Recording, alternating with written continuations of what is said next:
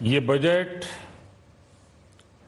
100 साल की भयंकर आपदा के 100 साल की विकास का नया विश्वास लेकर आया है।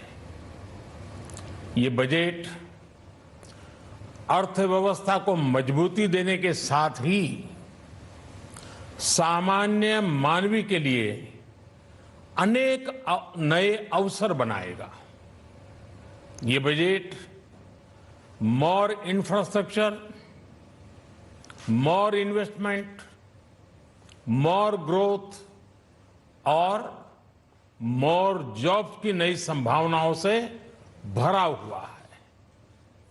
और एक नया क्षेत्र और खुला है और वो है ग्रीन जॉब्स का। ये बजट तत्कालीन आवश्यकताओं का भी समाधान करता है और देश के युवाओं के उज्जवल भविष्य को भी सुनिश्चित करता है। ये पिछले कुछ घंटों से देख रहा हूं जिस प्रकार से इस बजट का हर क्षेत्र में स्वागत हुआ है। सामान्य मानवी की जो सकारात्मक प्रतिक्रिया आई है उसने जनता जनार्दन की सेवा का हमारा उत्साह अनेक गुना बढ़ा दिया है। जीवन के हर क्षेत्र में आधुनिकता आए, टेक्नोलॉजी आए, जैसे किसान ड्रोन हो, वंदे भारत ट्रेन हो, डिजिटल करेंसी हो, बैंकिंग के क्षेत्र में डिजिटल यूनिट्स हो, 5G सर्विसेज का रोल आउट हो, नेशनल हेल्थ के लिए डिजिटल इकोसिस्टम हो। इनका लाभ हमारे युवा, हमारे मध्यम वर्ग, गरीब, दलित, पिछड़े, ये सभी वर्गों को मिलेगा। इस बजट का एक महत्वपूर्ण पहलू है गरीब का कल्याण। हर गरीब के पास पक्का घर हो, नल से जल आता हो, उसके पास शौचालय हो, गैस की सुविधा हो, इन सभी पर विशेष ध्यान दिया गया है। इसके साथ ही आधुनिक इंटरनेट कनेक्टिविटी पर भी उतना ही जोर है।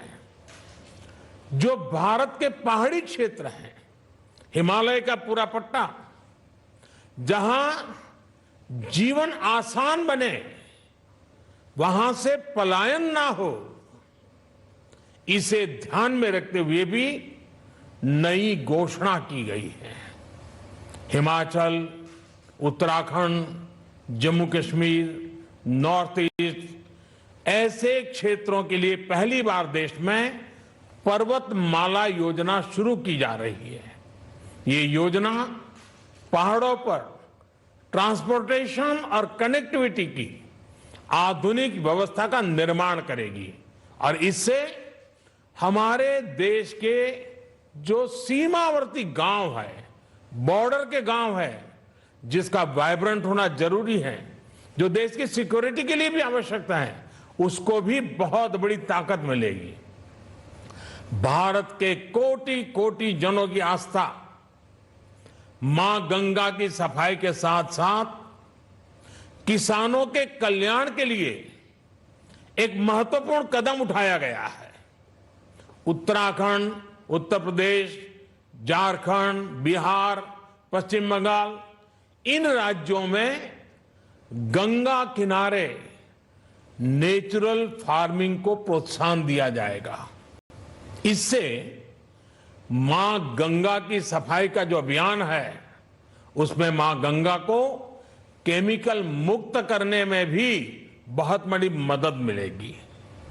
बजट के प्रावधान यह सुनिश्चित करने वाले हैं कि कृषि लाभप्रद हो, इसमें नए अवसर हो, नए एग्रीकल्चर स्टार्टअप्स को प्रोत्साहन देने के लिए विशेष फंड हो या फिर फूड प्रोसेसिंग उद्योग के लिए नया पैकेज।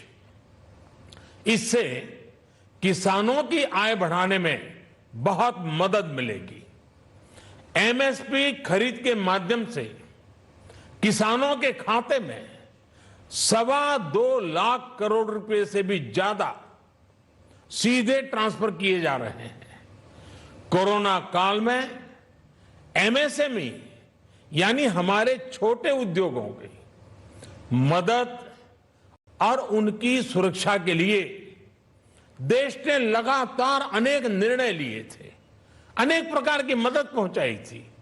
इस बजट में क्रेडिट गारंटी में रिकॉर्ड वृद्धि के साथ ही कई नई योजनाओं का ऐलान किया गया है।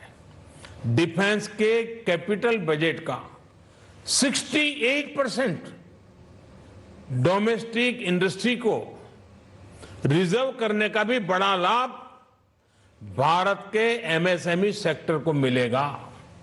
ये आत्मनिर्भरता की तरफ बहुत बड़ा मजबूत कदम है।